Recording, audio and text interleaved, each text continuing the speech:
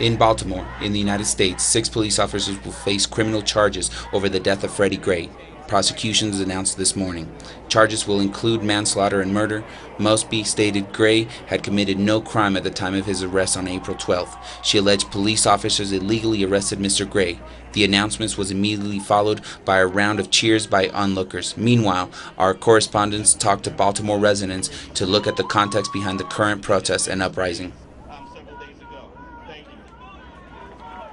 All day, we will fight for Freddie Gray. All night, all day, we will fight for Freddie Gray. All night, all day, we will fight for Freddie Gray. All night, all day, we will fight for Freddie Gray.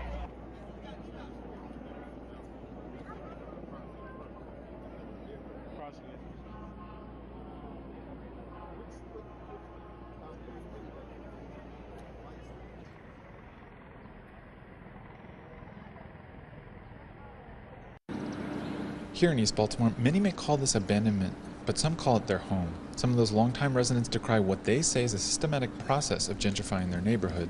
Fix up the houses, buy those properties that are abandoned, and put the people in who need to live there. Not $200,000 houses for you over here and $10 houses for you over here. Separation is the biggest crime in the world. For activist Maricela Gomez, this scene is the backdrop and backstory to the recent national and international attention over the city's response to the death of 25-year-old man of color Freddie Gray, killed in police custody earlier this month. You gotta do is connect the dots, right? You disinvest the community, you take out all the resources to allow them to compete in society and live a vital life. You leave them as if they're stupid and they don't understand what's being done to them. And then instead of putting resources in for education and employment training, you put the budget towards policing. While the East Baltimore resident does not condone the acts of violence, she acknowledges the widespread anger and says it is clear where and how the authorities prioritize public resources. You know, Baltimore has been burning not just for 2 days or uprising. You know, this is history. This is centuries in the making.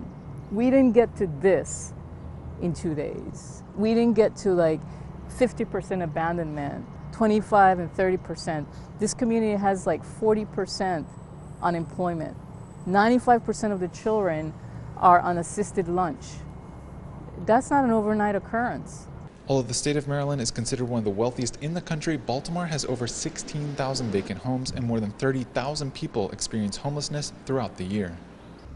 Activists and residents say to find real solutions, one needs to go beyond just tackling police brutality and even racial profiling to tackling what they say is uneven development and the disintegration of the city's communities. Clayton Kahn, Telesur, Baltimore City.